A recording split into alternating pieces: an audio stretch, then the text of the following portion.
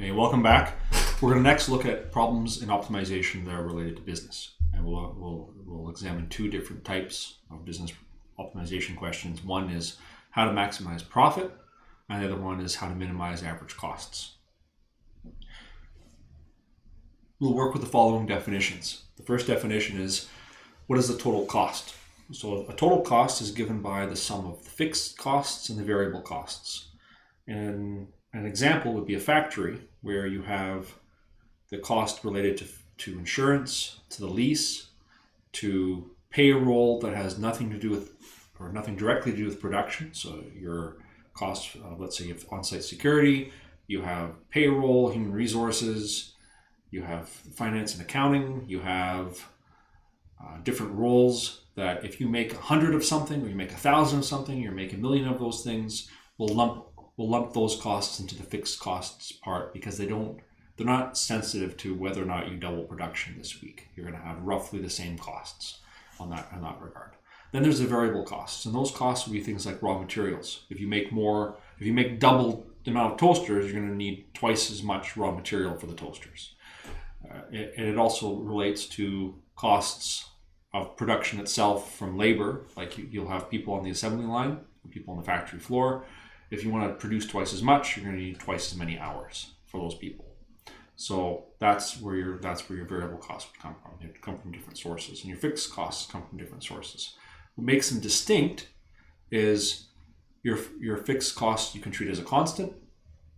They're not dependent on X being how much of something you're making, and your variable costs vary. They depend on what X is. They depend on how much you're making of something. The next definition is average cost. So we take our total cost function, which is called C of X, and we divide it by X, divide it by how much of whatever it is, like how many we're making. So if X is, we're making 100 things, we take our total cost of making 100 things and we divide by 100. What this does is it distributes the fixed cost across all those items. Next definition is the definition of total profit. And total profit is the total revenue minus the total cost. So our revenue function is R of X, our cost function is C of X, and our profit function P of X is R minus C. And the last set of formulas relate to going from a unit cost to a total cost. And these assume linear unit costs. So for example, it costs $4 to make one of these things. Your cost for making X of those things is going to be 4X. If your unit cost is C, then your cost for making X of those things is going to be C times X. And it's the same for revenue. If your revenue for making one item is R, then your revenue for making X items will be R times X. Just multiplying the unit amount times the number of units. Keeping in mind that not every cost, not every revenue is linear. Sometimes there's non-linear costs, like this is how much it's going to cost if I buy 50 tons, and it's going to cost me a little bit less per ton if I, let's say, buy 1,000 tons. And there can also be costs and there can be revenues that scale in a different way. You might have a quadratic cost function, or maybe a little bit larger than linear, not quite quadratic cost function if there's overtime. If you have to pay people more per hour to work more hours, then your cost function is going to be a little bit more than linear on the labor side. There's some other definitions inside business optimization textbooks. Sometimes they incorporate economics concepts like price elasticity or elasticity of demand. We don't do those in math 0110. So I'll leave that out. I'll leave those definitions out. I'll leave those problems out. So no elasticities. If you see anything with elasticity, you can ignore it. All right, so first example, it's a fairly nice example. We have Pat can make up to 20 hats per day and has a buyer who will purchase at most 20 hats from Pat per day. Pat has fixed costs, so costs that are independent of production, of $50 per day. The variable cost of making one hat is $4. So that's like the material costs, for example. The revenue from selling one hat is $14. How many hats should Pat make in order to maximize profit?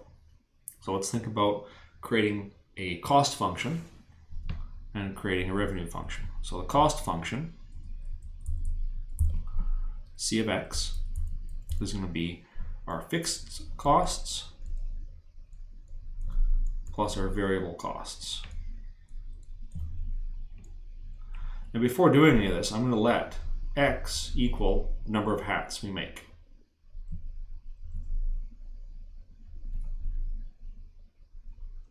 Okay, so C of x is fixed cost plus variable cost. It says the fixed cost is 50 plus the variable cost. And the variable cost would be the unit cost multiplied by how many we make. It says here that the variable cost of making one hat is $4. So for one hat, if we make x hats, it'll be 4 times x. So 50 plus 4x is our cost function. So C of x is 50 plus 4x. Now we need a revenue function.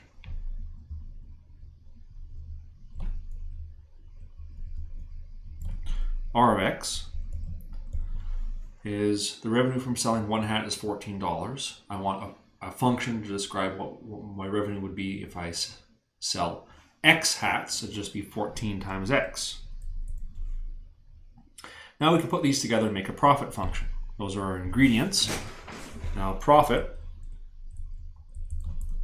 P of x, is equal to our revenue function, R of x, minus our cost function, C of x. It's right from the definitions on the previous slide. Now I'm going to plug in what we have for those. We have R of x is 14x, C of x is 50 plus 4x, making sure that we subtract both pieces. So that minus sign is applying to both the 50 and the 4x. The whole cost function is being subtracted. So P of x is equal to 10x minus 50.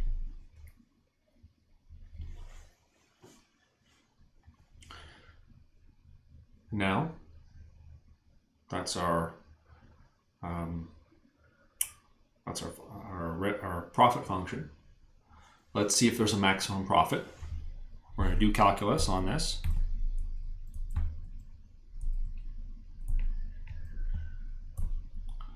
So P prime of x is equal to 10 minus 0. So 0 is equal to 10. Never. So there's no critical points.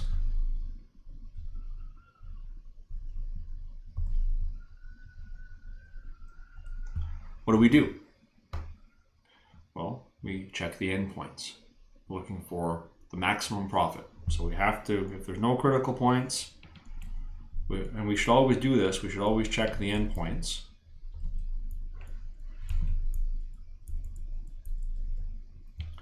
What is the profit if we make 0 hats?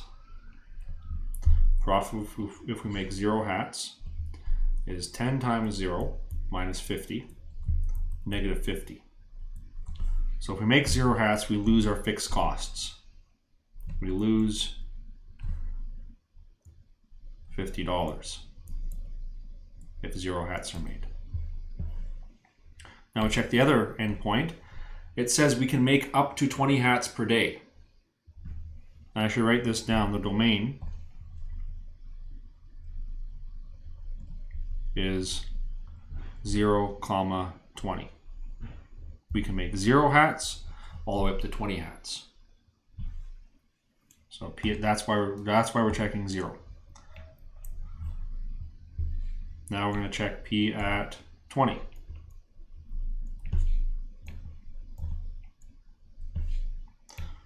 So that will be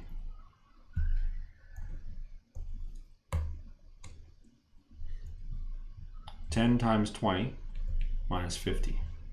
So 200 minus 50, 150. So that's our max, that's our best, is make as many as we can. If we have a buyer who's willing to take 20 hats per day, and this is what our cost situation is, we make all 20. Make as many as we can. Make x equals 20 hats.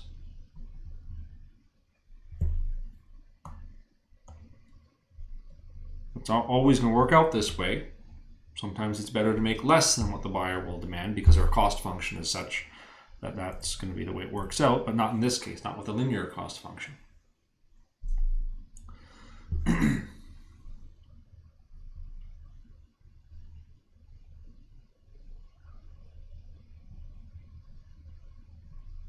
And I should mention, we're just comparing the y values. I'm comparing the y value of negative 50 to the y value of 150. And that's 150 is larger, so that's our max. Okay, another example.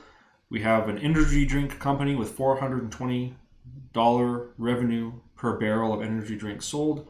Your cost of production for X barrels is modeled as C of X is equal to 20X plus 4X squared. So there's a nonlinear term here. How many barrels should you make to maximize your profit? So what's happening, why you would have a nonlinear term for your cost function is that you have a supplier who will give you a certain price for a certain amount of ingredients. Once you exceed what their ability to supply is, you have to go to a second supplier who's charging a higher price. So that's being incorporated into this model using that nonlinear term. So it is always the case that your costs scale favorably as you increase. Depends how big you are, I guess. Depends whether you make waves or you ride the waves. So we're going to make our cost function.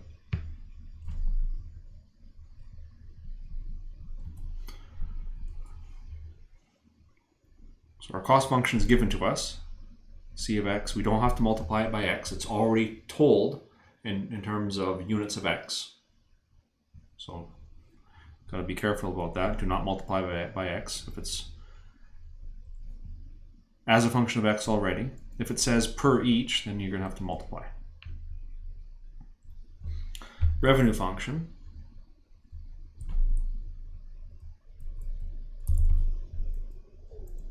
is not given. R of X is equal to revenue for 1 barrel times X. So that's 420X. Now we can put them together to make our profit function.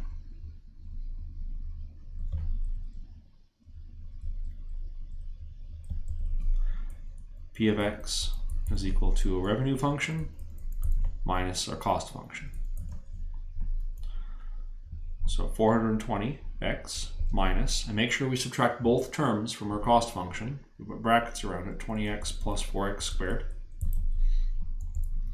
So 400X minus 4X squared after collecting like terms. 420X minus 20X is 400X.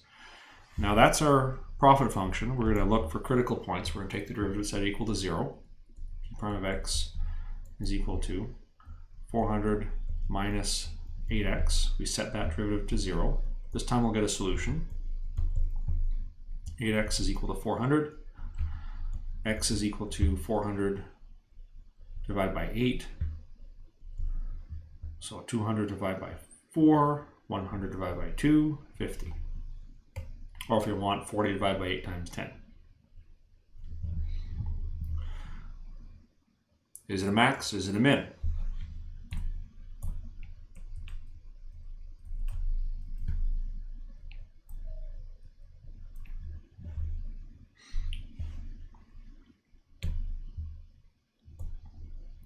So I'm going to do P double prime. P double prime is 0 minus 8, which is negative. That means it's always concave down.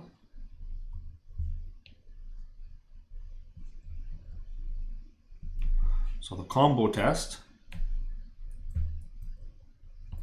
says X equals 50 is a max.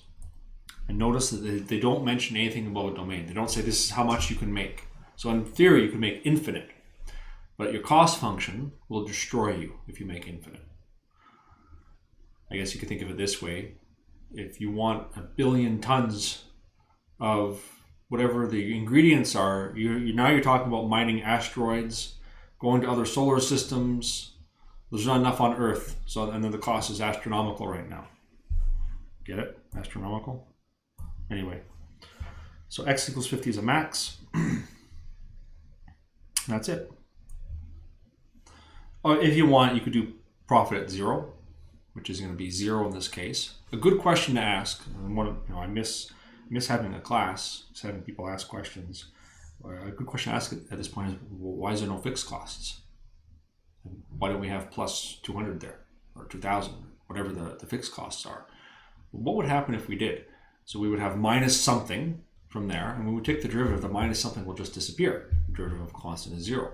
And it would not change our answer. So when it comes to maximizing profit, the constant term in the cost function will never come into play. Your variable costs are what will dictate how much you should make, and your revenues, but not the fixed costs. We'll see that fixed costs are important later when we talk about average costs. Okay, here's another this one's a very silly example. No one uses a log function to model things like this, but I'm doing it anyway. Your company distributes cake to restaurants all over Ontario. If you bake X truckloads of cake per day, your revenue will be 60 times the ln of X plus 1. Fixed costs are $20 a day. That seems awfully low. And variable costs are C of X is equal to X squared. Oh, I think I have a typo. It's not 20. It's not $20. It's 20 a day.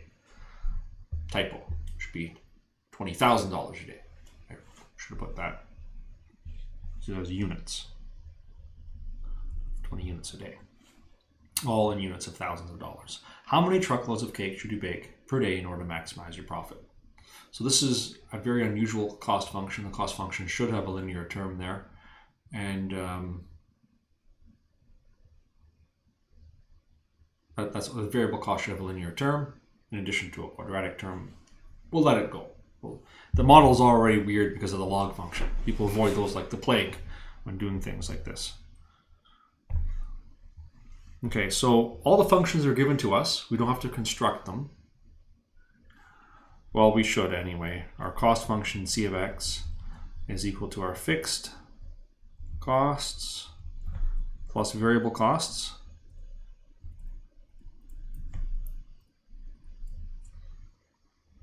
Well, that I guess should be V of X to be consistent with the notation previously. I got 2 typos on this question.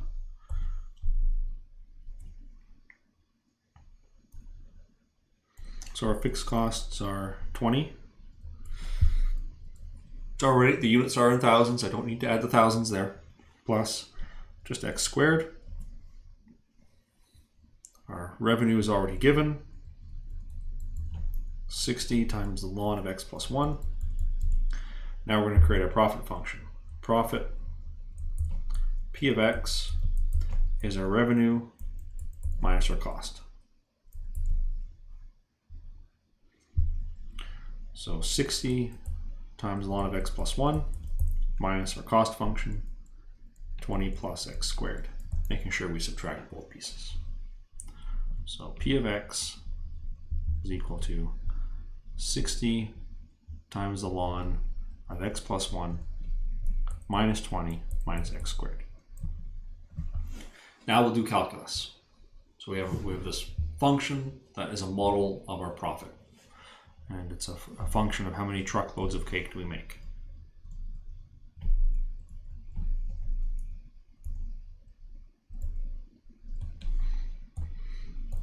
Okay, so we take the derivative of our function. We have the ln of something, ln of W. So our derivative of ln of W is W prime over W. Derivative of 20 is 0, derivative of X squared is 2X.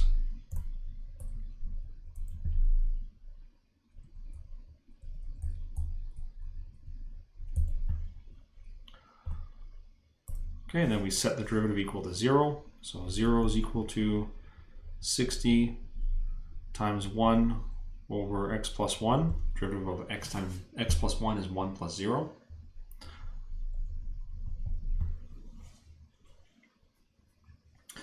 Okay, I'm going to bring this over to the other side now. Running out of space. Do I have a second slide for this? Yes, okay. So now we have, I'm going to add 2x to both sides. So 2x is equal to 60 divided by x plus 1. Next, I'll cross multiply by x plus 1, or let's divide both sides by 2. Actually, x is equal to 30 divided by x plus 1. Now cross multiply. X times x plus 1 is equal to 30. So x squared plus x minus 30 is equal to 0. Let's factor x, x. We want mystery numbers that multiply to give negative 30 and add to give positive 1. And that would be minus 5 and plus 6. Next, the solutions. We get two solutions. One of them is x is equal to 5. Another one is x is equal to negative 6. And we can throw away the second one for two reasons. The first reason is you cannot take the log of a negative number.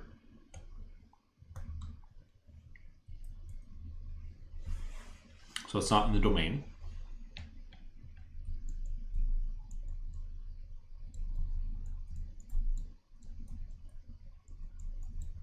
Can plug negative 6 in the log of x plus 1. And what on earth is negative 6 trucks?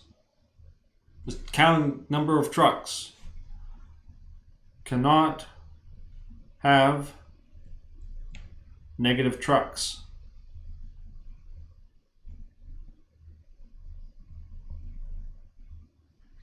Okay, so we're going to now double check.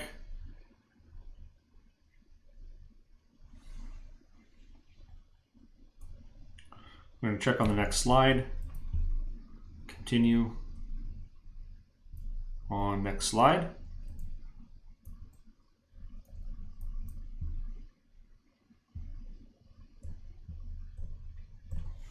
Is x equals 5 a max or a min? So we found that p prime of x was equal to 60 divided by x plus 1 minus 2x. I think. Let me double check that. 60 over x plus 1 minus 2x. Okay. No, don't do that. We're going to take the second derivative. Actually, before we do that, I'm going to rewrite this as 60 times x plus 1 to the power of negative 1 minus 2x. Aha. I'm doing that because I don't want to have to use a quotient rule because I'm super lazy. So p double prime. Negative 60 times x plus 1 to the power of negative 2 times the derivative of the inside. I'm using the chain rule. 1 plus 0 minus 2. Derivative of negative 2x is negative 2. So we have negative 60 divided by x plus 1 all squared minus 2. Now we'll plug in x is equal to 5. P double prime at 5.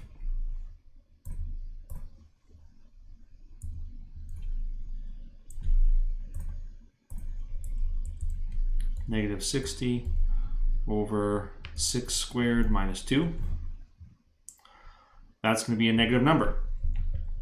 That means concave down.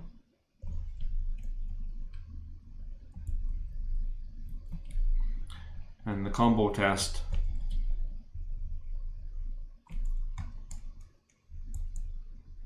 says x equals 5 is a max.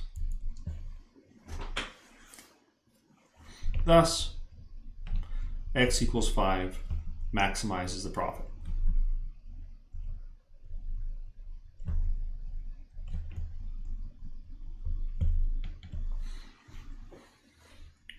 Again, silly example, mostly because that revenue function is kind of messed up. Logs, please don't use logs if you're making a model of anything, unless you have to. Like sometimes it's called for these types of things. It's not. Another reason it's messed up, another reason why it's not realistic, is that there really should be a linear term in the variable cost. There should be like 5x or something there, but that would have made these steps harder to do.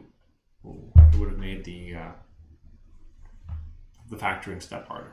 You would have had to use a quadratic formula. Okay, and we'll continue the next examples in the next video.